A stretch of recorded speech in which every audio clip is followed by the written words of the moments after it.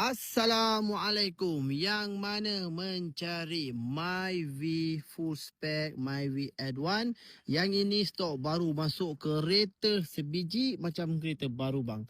Barang second hand tapi condition kereta ni macam kereta baru ya. Okey, bukan kereta baru tapi macam kereta baru. Abang kena faham ayat ni ya. Okey, so kereta ni abang tengok memang cantik, satu owner sahaja.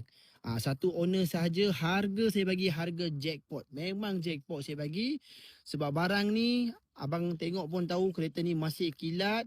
Okey, body saya dah polish satu body.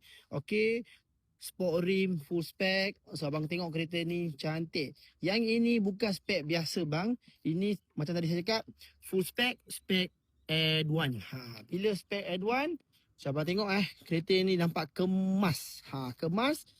Siap ada skirting, dalaman leather seat. Itu yang penting bang. Dalaman interior yang ini leather seat. So dia punya benang jahitan warna merah. So dia punya leather ni masih original. Ini original, tak ada koyak. Seat belakang semua cantik bang. Owner ni dia bagi tahu kereta ni dia duduk depan je. Seat belakang dia tak guna pun. Bang tengok seat belakang dia masih keras. Dia punya sponge pun cun lagi. So interior, dashboard semua cantik. Steering cantik. Semua okey bang. Semua complete bang. So abang tengok ini cam semua kita bagi sekali. Tak ada buka apa-apa pun. Memang tak ada buka apa-apa. Kapet macam baru. Plastik pun tak koyak lagi. Kemas. So yang paling cantik harga bang. Harga kita bagi harga jackpot. Yang ini 2018. 2018 spek Add1 1.5 liter. Kalau yang biru ni bang, yang ini tahun 2021, tahun lagi baru.